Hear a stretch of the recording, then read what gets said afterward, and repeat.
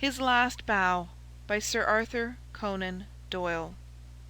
The Disappearance of Lady Frances Carfax. Part I. "But why Turkish?"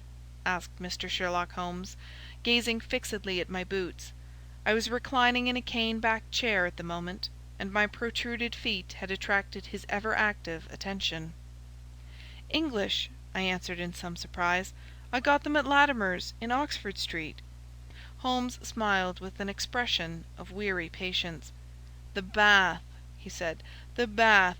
Why the relaxing and expensive Turkish, rather than the invigorating home-made article?"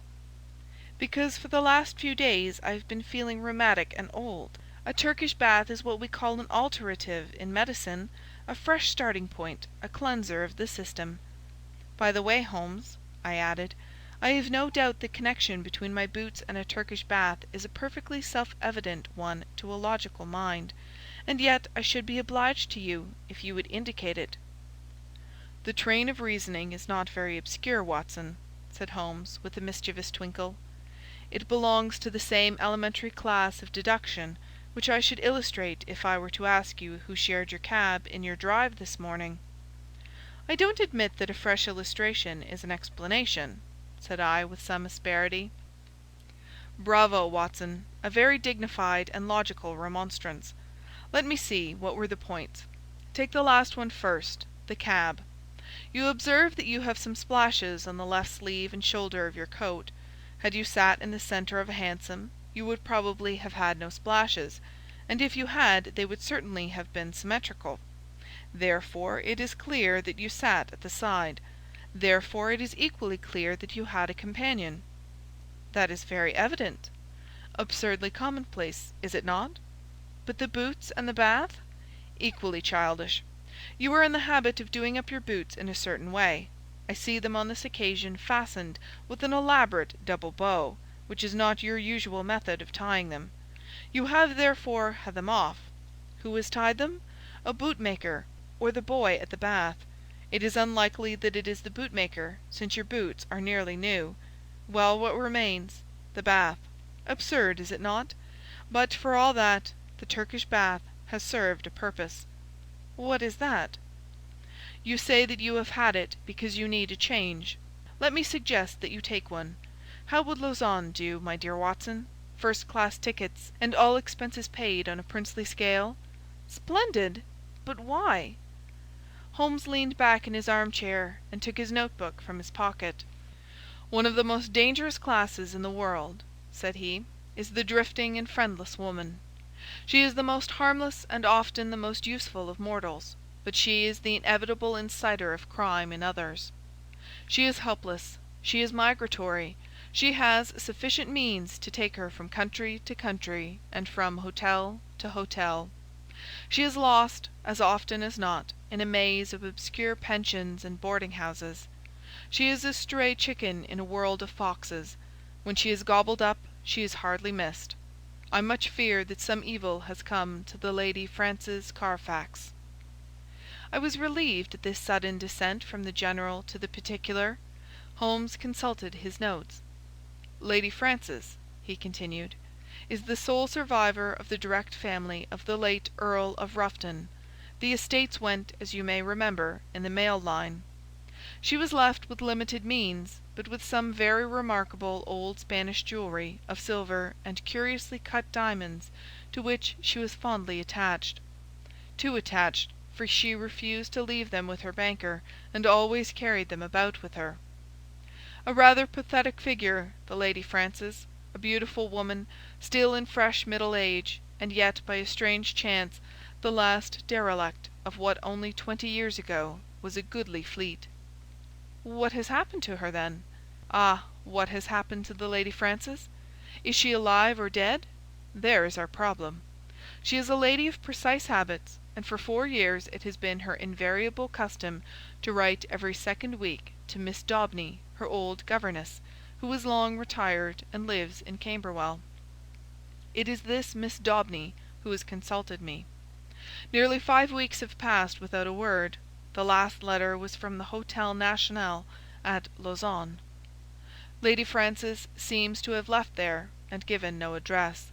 The family are anxious, and as they are exceedingly wealthy, no sum will be spared if we can clear the matter up." "Is Miss Daubeny the only source of information? Surely she had other correspondents?" "There is one correspondent who is a sure draw, Watson. That is the bank. Single ladies must live, and their pass-books are compressed diaries. She banks at Sylvester's. I have glanced over her account. The last cheque but one paid her bill at Lausanne, but it was a large one, and probably left her with cash in hand. Only one cheque has been drawn since." "To whom, and where?" "To Miss Marie Devine. There is nothing to show where the cheque was drawn. It was cashed at Crédit Lyonnais in Montpellier less than 3 weeks ago. The sum was £50. "And who is Miss Marie Devine?" "That also I have been able to discover. Miss Marie Devine was the maid of Lady Frances Carfax. Why she should have paid her this cheque we have not yet determined. I have no doubt, however, that your researches will soon clear the matter up." "My researches?" "Hence the health-giving expedition to Lausanne. You know that I cannot possibly leave London while old Abrahams is in such mortal terror of his life. Besides, on general principles it is best that I should not leave the country. Scotland Yard feels lonely without me, and it causes an unhealthy excitement among the criminal classes. Go then, my dear Watson, and if my humble counsel can ever be valued at so extravagant a rate as 2d. a word, it waits your disposal night and day at the end of the Continental wire." 2 days later found me at the Hôtel National at Lausanne, where I received every courtesy at the hands of Monsieur Moser, the well-known manager. Lady Frances, as he informed me, had stayed there for several weeks. She had been much liked by all who met her. Her age was not more than 40. She was still handsome, and bore every sign of having, in her youth, been a very lovely woman. Monsieur Moser knew nothing of any valuable jewellery, but it had been remarked by the servants that the heavy trunk in the lady's bedroom was always scrupulously locked. Marie Devine, the maid, was as popular as her mistress. She was actually engaged to one of the head waiters in the hotel, and there was no difficulty in getting her address. It was 11 Rue de Tréjean, Montpellier. All this I jotted down, and felt that Holmes himself could not have been more adroit in collecting his facts. Only one corner still remained in the shadow. No light which I possessed could clear up the cause for the lady's sudden departure. She was very happy at Lausanne. There was every reason to believe that she intended to remain for the season in her luxurious rooms overlooking the lake, and yet she had left at a single day's notice, which involved her in the useless payment of a week's rent. Only Jules Vibert, the lover of the maid, had any suggestion to offer. He connected the sudden departure with the visit to the hotel a day or two before of a tall, dark, bearded man. "Un sauvage, un véritable sauvage!" cried Jules Vibert. The man had rooms somewhere in the town. He had been seen talking earnestly to Madame on the promenade by the lake. Then he had called. She had refused to see him. He was English, but of his name there was no record. Madame had left the place immediately afterwards. Jules Vibert, and, what was of more importance, Jules Vibert's sweetheart, thought that this call and this departure were cause and effect. Only one thing Jules would not discuss. That was the reason why Marie had left her mistress. Of that he could or would say nothing. If I wished to know, I must go to Montpellier and ask her. So ended the first chapter of my inquiry. The second was devoted to the place which Lady Frances Carfax had sought when she left Lausanne. Concerning this there had been some secrecy, which confirmed the idea that she had gone with the intention of throwing someone off her track. Otherwise, why should not her luggage have been openly labelled for Baden? Both she and it reached the Rhenish Spa by some circuitous route. This much I gathered from the manager of Cook's local office. So to Baden I went, after dispatching to Holmes an account of all my proceedings, and receiving in reply a telegram of half-humorous commendation. At Baden the track was not difficult to follow. Lady Frances had stayed at the Englischer Hof for a fortnight. While there she had made the acquaintance of a Dr. Schlesinger and his wife, a missionary from South America. Like most lonely ladies, Lady Frances found her comfort and occupation in religion. Dr. Schlesinger's remarkable personality, his whole-hearted devotion, and the fact that he was recovering from a disease contracted in the exercise of his apostolic duties affected her deeply. She had helped Mrs. Schlesinger in the nursing of the convalescent saint. He spent his day, as the manager described it to me, upon a lounge chair in the veranda, with an attendant lady upon either side of him. He was preparing a map of the Holy Land, with especial reference to the kingdom of the Midianites, upon which he was writing a monograph. Finally, having improved much in health, he and his wife had returned to London, and Lady Frances had started thither in their company. This was just 3 weeks before, and the manager had heard nothing since. As to the maid, Marie, she had gone off some days beforehand in floods of tears, after informing the other maids that she was leaving service for ever. Dr. Schlesinger had paid the bill of the whole party before his departure. "By the way," said the landlord in conclusion, "you are not the only friend of Lady Frances Carfax who is inquiring after her just now. Only a week or so ago we had a man here upon the same errand." "Did he give a name?" I asked. "None, but he was an Englishman, though of an unusual type."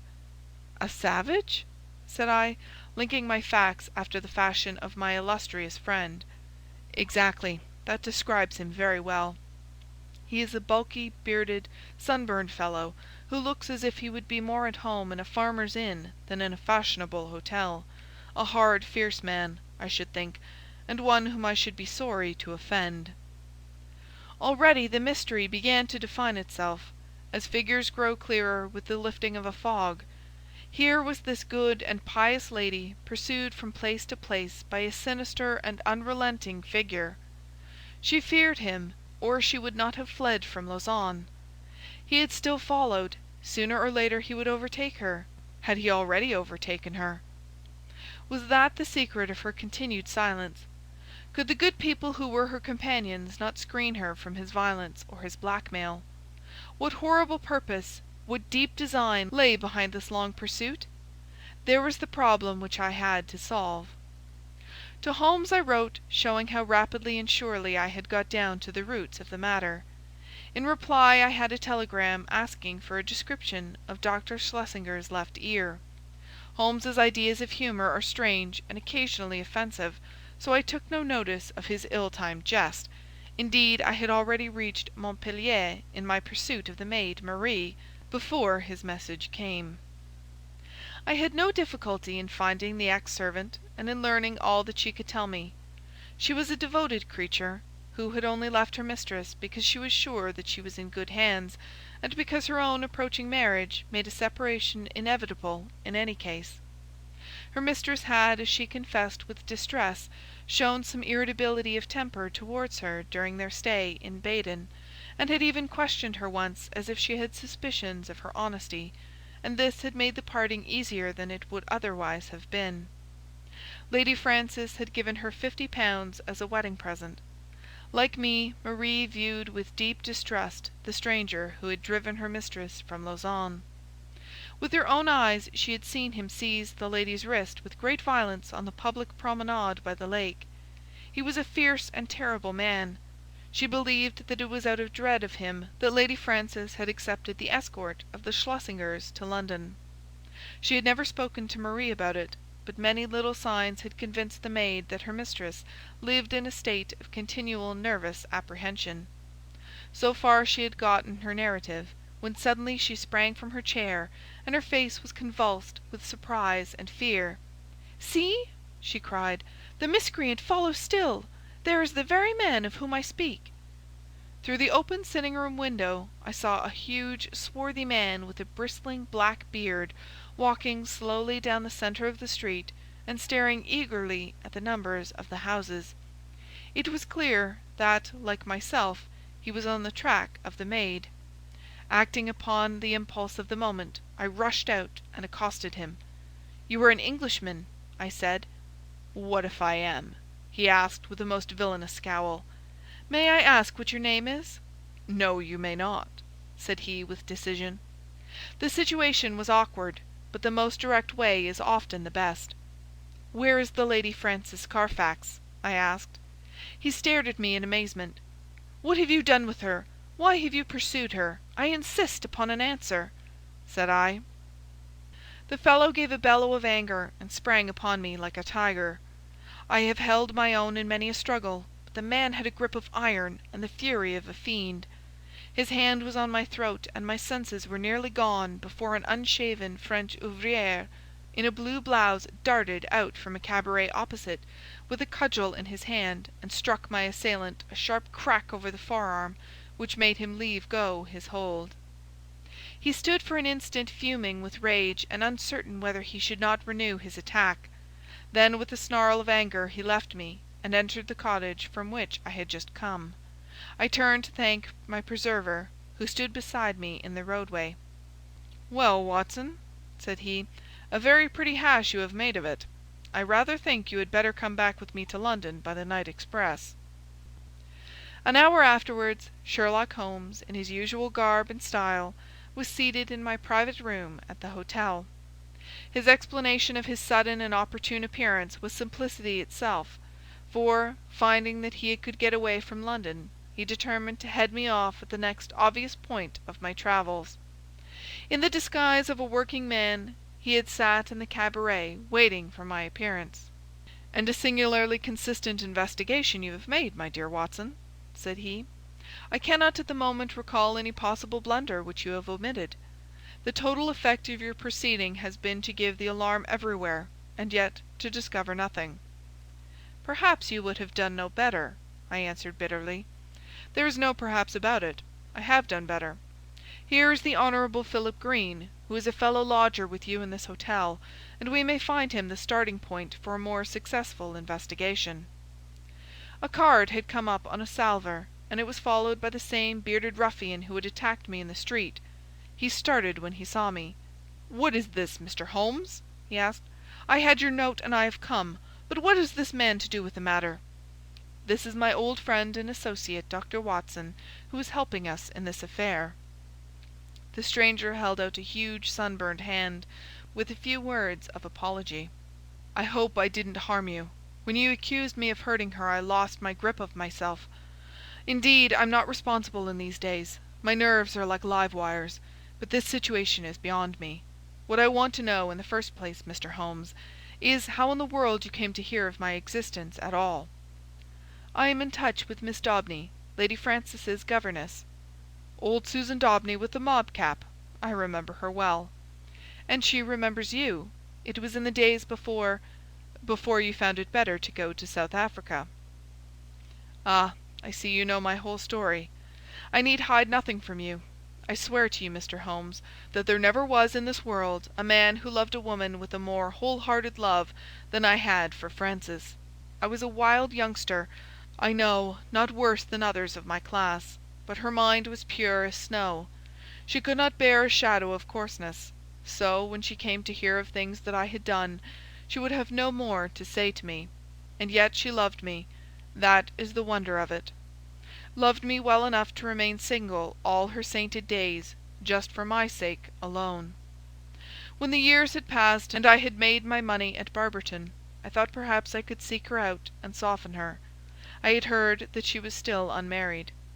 I found her at Lausanne and tried all I knew. She weakened, I think, but her will was strong, and when next I called she had left the town. I traced her to Baden, and then after a time heard that her maid was here. I'm a rough fellow, fresh from a rough life, and when Dr. Watson spoke to me as he did, I lost hold of myself for a moment. But for God's sake tell me what has become of the Lady Frances." "That is for us to find out," said Sherlock Holmes, with peculiar gravity. "What is your London address, Mr. Green?" "The Langham Hotel will find me." "Then may I recommend that you return there, and be on hand in case I should want you? I have no desire to encourage false hopes, but you may rest assured that all that can be done will be done for the safety of Lady Frances. I can say no more for the instant. I will leave you this card so that you may be able to keep in touch with us. Now, Watson, if you will pack your bag, I will cable to Mrs. Hudson to make one of her best efforts for 2 hungry travellers at 7:30 tomorrow." End of The Disappearance of Lady Frances Carfax, Part 1. His Last Bow, by Sir Arthur Conan Doyle. The Disappearance of Lady Frances Carfax, Part 2. A telegram was awaiting us when we reached our Baker Street rooms, which Holmes read with an exclamation of interest and threw across to me. "Jagged or torn," was the message, and the place of origin was Baden. "What is this?" I asked. "It is everything," Holmes answered. "You may remember my seemingly irrelevant question as to this clerical gentleman's left ear. You did not answer it." "I had left Baden, and could not inquire." "Exactly. For this reason I sent a duplicate to the manager of the Englischer Hof, whose answer lies here." "What does it show?" "It shows, my dear Watson, that we are dealing with an exceptionally astute and dangerous man. The Reverend Dr. Schlesinger, missionary from South America, is none other than Holy Peters, one of the most unscrupulous rascals that Australia has ever evolved, and for a young country it has turned out some very finished types. His particular specialty is the beguiling of lonely ladies by playing upon their religious feelings, and his so-called wife, an Englishwoman named Fraser, is a worthy helpmate. The nature of his tactics suggested his identity to me, and this physical peculiarity, he was badly bitten in a saloon fight at Adelaide in '89, confirmed my suspicion. This poor lady is in the hands of a most infernal couple, who will stick at nothing, Watson. That she is already dead is a very likely supposition. If not, she is undoubtedly in some sort of confinement, and unable to write to Miss Daubeny or her other friends. It is always possible that she never reached London, or that she has passed through it, but the former is improbable, as, with their system of registration, it is not easy for foreigners to play tricks with the continental police. And the latter is also unlikely, as these rogues could not hope to find any other place where it would be as easy to keep a person under restraint. All my instincts tell me that she is in London, but we have at present no possible means of telling where. We can only take the obvious steps, eat our dinner, and possess our souls in patience. Later in the evening I will stroll down and have a word with the friend Lestrade at Scotland Yard." But neither the official police nor Holmes's own small but very efficient organization sufficed to clear away the mystery. Amid the crowded millions of London, the 3 persons we sought were as completely obliterated as if they had never lived. Advertisements were tried and failed. Clues were followed and led to nothing. Every criminal resort which Schlesinger might frequent was drawn in vain. His old associates were watched, but they kept clear of him. And then suddenly, after a week of helpless suspense, there came a flash of light. A silver and brilliant pendant of old Spanish design had been pawned at Bovington's in Westminster Road. The pawner was a large, clean-shaven man of clerical appearance. His name and address were demonstrably false. The ear had escaped notice, but the description was surely that of Schlesinger. 3 times had our bearded friend from the Langham called for news. The 3rd time within an hour of this fresh development. His clothes were getting looser on his great body.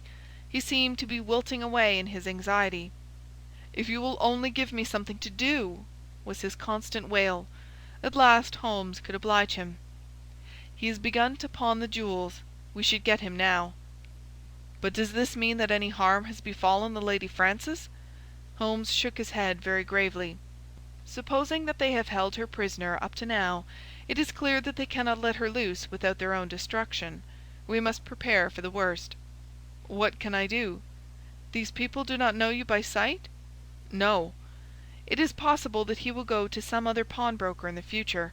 In that case we must begin again. On the other hand, he has had a fair price and no questions asked, so if he is in need of ready money he will probably come back to Bovington's. I will give you a note to them, and they will let you wait in the shop. If the fellow comes you will follow him home, but no indiscretion, and above all, no violence. I put you on your honour that you will take no step without my knowledge and consent."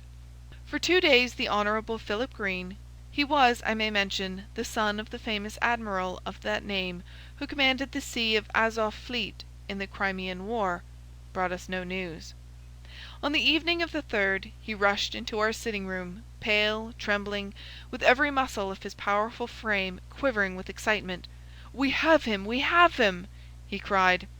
He was incoherent in his agitation. Holmes soothed him with a few words and thrust him into an arm-chair. "Come now, give us the order of events," said he. "She came only an hour ago. It was the wife this time, but the pendant she brought was the fellow of the other. She is a tall, pale woman, with ferret eyes." "That is the lady," said Holmes. "She left the office and I followed her. She walked up the Kennington Road and I kept behind her. Presently she went into a shop, Mr. Holmes. It was an undertaker's." My companion started. "Well?" he asked in that vibrant voice which told of the fiery soul behind the cold grey face. "She was talking to the woman behind the counter. I entered as well. 'It is late,' I heard her say, or words to that effect. The woman was excusing herself. 'It should be there before now,' she answered. 'It took longer, being out of the ordinary.' They both stopped and looked at me, so I asked some question and then left the shop." "You did excellently well. What happened next?" "The woman came out, but I had hid myself in a doorway. Her suspicions had been aroused, I think, for she looked round her. Then she called a cab and got in. I was lucky enough to get another and so to follow her. She got down at last at No. 36 Pulteney Square, Brixton. I drove past, left my cab at the corner of the square, and watched the house." "Did you see anyone?" "The windows were all in darkness save one on the lower floor. The blind was down and I could not see in. I was standing there wondering what I should do next, when a covered van drove up with 2 men in it. They descended, took something out of the van, and carried it up the steps to the hall door. Mr. Holmes, it was a coffin!" "Ah!" "For an instant I was on the point of rushing in. The door had been opened to admit the men and their burden. It was the woman who had opened it. But as I stood there she caught a glimpse of me, and I think that she recognized me. I saw her start, and she hastily closed the door. I remembered my promise to you, and here I am." "You have done excellent work," said Holmes, scribbling a few words upon a half-sheet of paper. "We can do nothing legal without a warrant, and you can serve the cause best by taking this note down to the authorities and getting one. There may be some difficulty, but I should think that the sale of the jewellery should be sufficient. Lestrade will see to all details." "But they may murder her in the meanwhile. What could the coffin mean, and for whom could it be but for her?" "We will do all that can be done, Mr. Green. Not a moment will be lost. Leave it in our hands. Now, Watson," he added, as our client hurried away, "he will set the regular forces on the move. We are, as usual, the irregulars, and we must take our own line of action. The situation strikes me as so desperate that the most extreme measures are justified. Not a moment is to be lost in getting to Pulteney Square. Let us try to reconstruct the situation," said he, as we drove swiftly past the Houses of Parliament and over Westminster Bridge. "These villains have coaxed this unhappy lady to London, after first alienating her from her faithful maid. If she has written any letters, they have been intercepted. Through some confederate, they have engaged a furnished house.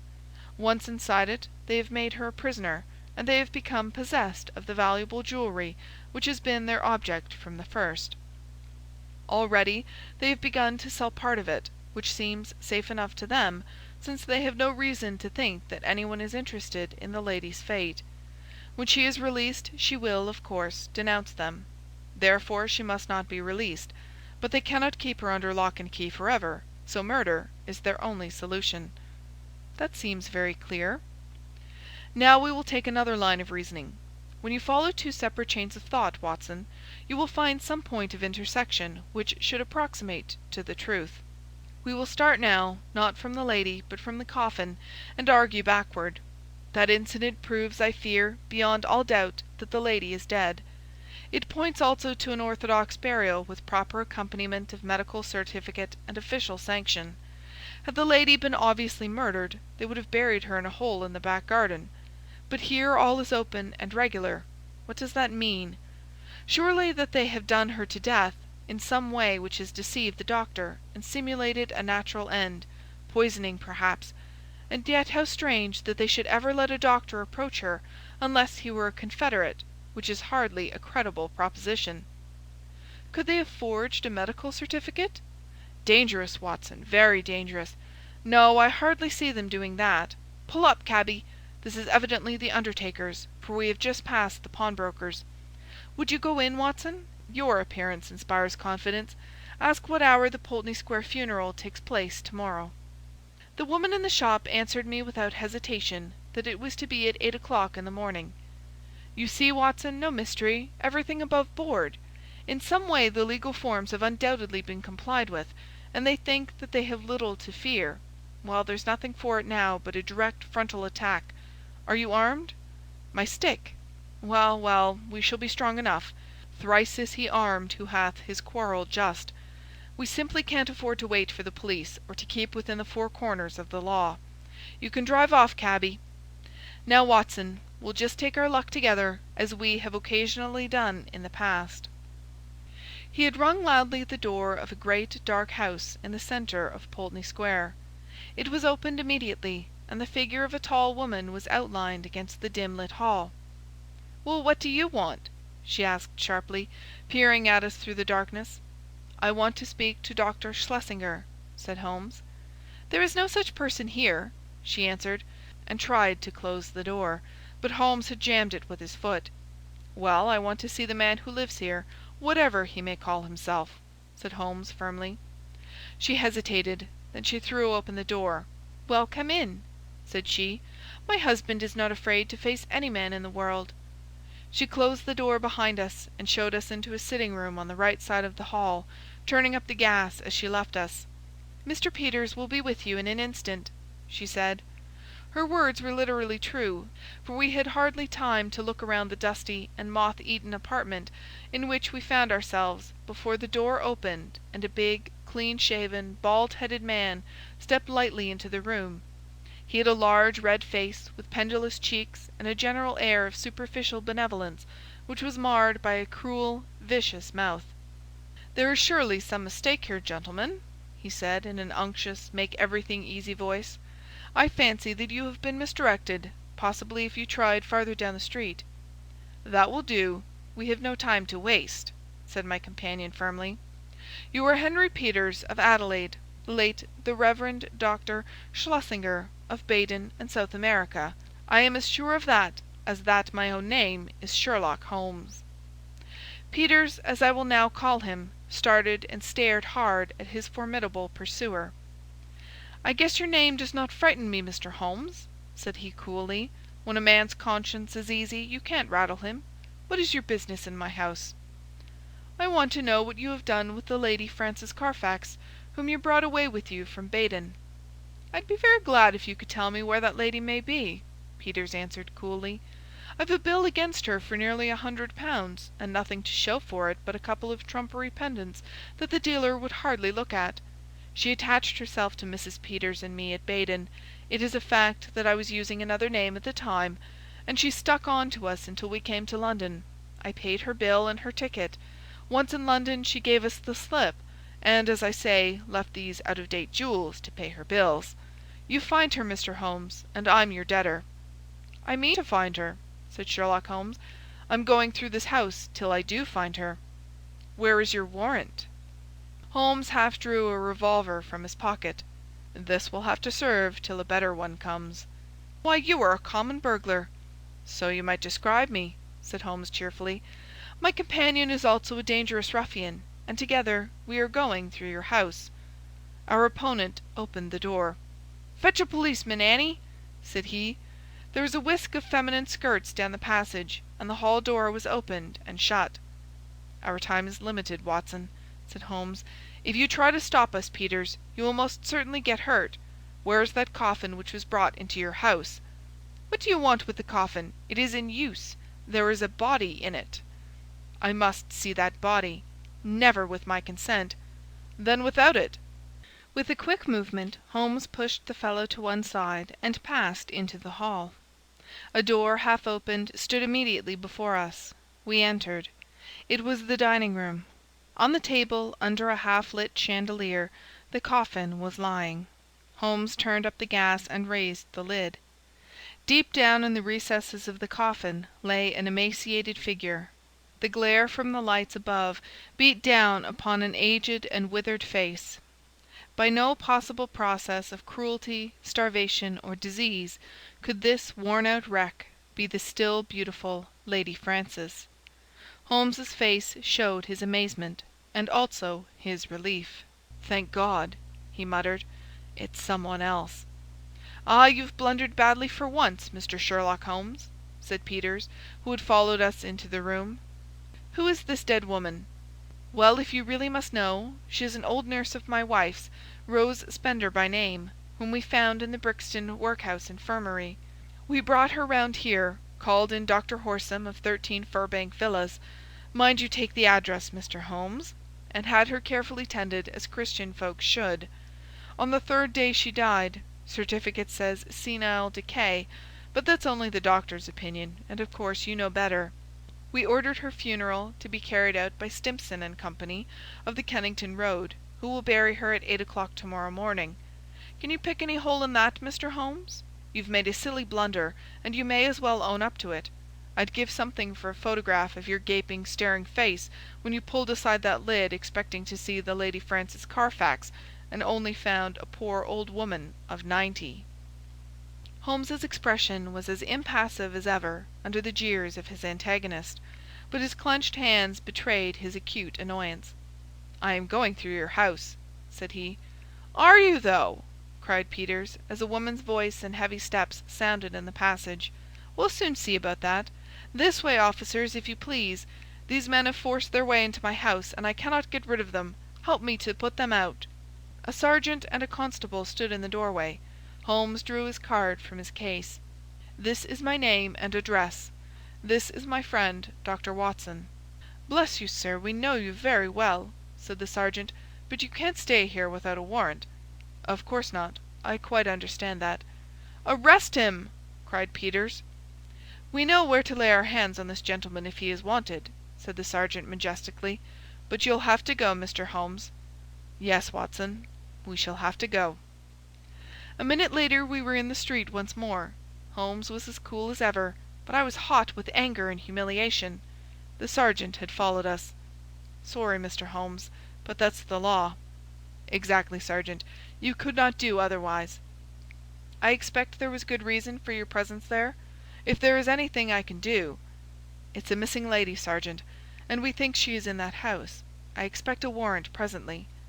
"Then I'll keep my eye on the parties, Mr. Holmes. If anything comes along, I will surely let you know." It was only 9 o'clock, and we were off full cry upon the trail at once. First we drove to Brixton Workhouse Infirmary, where we found that it was indeed the truth that a charitable couple had called some days before, that they had claimed an imbecile old woman as a former servant, and that they had obtained permission to take her away with them.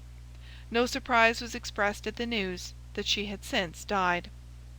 The doctor was our next goal. He had been called in, had found the woman dying of pure senility, had actually seen her pass away, and had signed the certificate in due form. "I assure you that everything was perfectly normal, and there was no room for foul play in the matter," said he.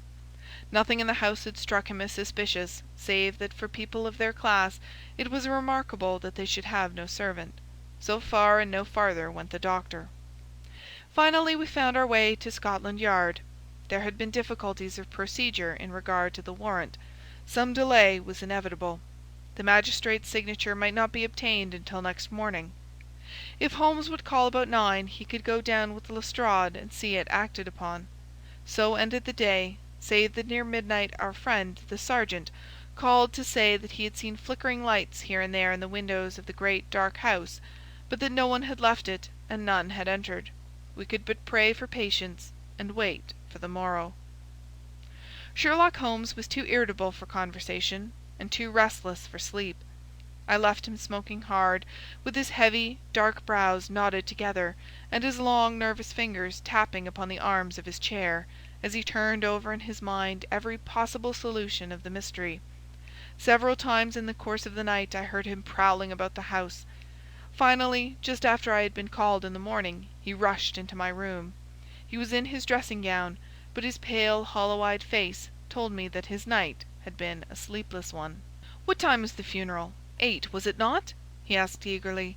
"Well, it is 7:20 now. Good heavens, Watson, what has become of any brains that God has given me? Quick, man, quick! It's life or death, 100 chances on death to 1 on life. I'll never forgive myself, never, if we are too late." 5 minutes had not passed before we were flying in a hansom down Baker Street. But even so it was 25 to 8 as we passed Big Ben, and 8 struck as we tore down the Brixton Road. But others were late as well as we. 10 minutes after the hour the hearse was still standing at the door of the house, and even as our foaming horse came to a halt, the coffin, supported by 3 men, appeared on the threshold. Holmes darted forward and barred their way. "Take it back!" he cried, laying his hand on the breast of the foremost. "Take it back this instant!" "What the devil do you mean? Once again I ask you, where is your warrant?" shouted the furious Peters, his big red face glaring over the farther end of the coffin. "The warrant is on its way. This coffin shall remain in the house until it comes." The authority in Holmes's voice had its effect upon the bearers. Peters had suddenly vanished into the house, and they obeyed these new orders. "Quick, Watson, quick! Here's a screwdriver!" he shouted, as the coffin was replaced upon the table. "Here's one for you, my man. A sovereign if the lid comes off in a minute. Ask no questions, work away. That's good. Another, and another. Now pull all together. It's giving, it's giving. Ah, that does it at last." With a united effort we tore off the coffin lid. As we did so there came from the inside a stupefying and overpowering smell of chloroform. A body lay within, its head all wreathed in cotton wool, which had been soaked in the narcotic. Holmes plucked it off and disclosed the statuesque face of a handsome and spiritual woman of middle age. In an instant he had passed his arm round the figure and raised her to a sitting position. "Is she gone, Watson? Is there a spark left? Surely we are not too late." For half an hour it seemed that we were. What with actual suffocation, and what with the poisonous fumes of the chloroform, the Lady Frances seemed to have passed the last point of recall. And then, at last, with artificial respiration, with injected ether, with every device that science could suggest, some flutter of life, some quiver of the eyelids, some dimming of a mirror, spoke of the slowly returning life. A cab had driven up, and Holmes, parting the blind, looked out at it. "Here is Lestrade with his warrant," said he. "He will find that his birds have flown. And here," he added, as a heavy step hurried along the passage, "is someone who has a better right to nurse this lady than we have. Good morning, Mr. Green. I think that the sooner we can move the Lady Frances the better. Meanwhile the funeral may proceed, and the poor old woman who still lies in that coffin may go to her last resting-place alone." "Should you care to add the case to your annals, my dear Watson," said Holmes that evening, "it can only be as an example of that temporary eclipse to which even the best balanced mind may be exposed. Such slips are common to all mortals, and the greatest is he who can recognize and repair them. To this modified credit I may, perhaps, make some claim. My night was haunted by the thought that somewhere a clue, a strange sentence, a curious observation, had come under my notice, and had been too easily dismissed. Then suddenly in the grey of the morning the words came back to me. It was the remark of the undertaker's wife, as reported by Philip Green. She had said, "It should be there before now. It took longer, being out of the ordinary." It was the coffin of which she spoke. It had been out of the ordinary. That could only mean that it had been made to some special measurement. But why? Why? Then in an instant I remembered the deep sides, and the little wasted figure at the bottom. Why so large a coffin for so small a body? To leave room for another body. Both would be buried under the one certificate. It had all been so clear, if only my own sight had not been dimmed. At 8 the Lady Frances would be buried. Our one chance was to stop the coffin before it left the house. It was a desperate chance that we might find her alive, but it was a chance, as the result showed. These people had never, to my knowledge, done a murder. They might shrink from actual violence at the last. They could bury her with no sign of how she met her end, and even if she were exhumed there was a chance for them.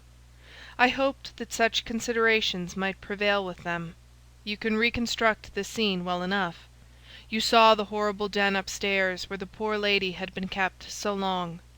They rushed in and overpowered her with their chloroform, carried her down, poured more into the coffin to insure against her waking, and then screwed down the lid. A clever device, Watson. It is new to me in the annals of crime. If our ex-missionary friends escape the clutches of Lestrade, I shall expect to hear of some brilliant incidents in their future career. End of The Disappearance of Lady Frances Carfax,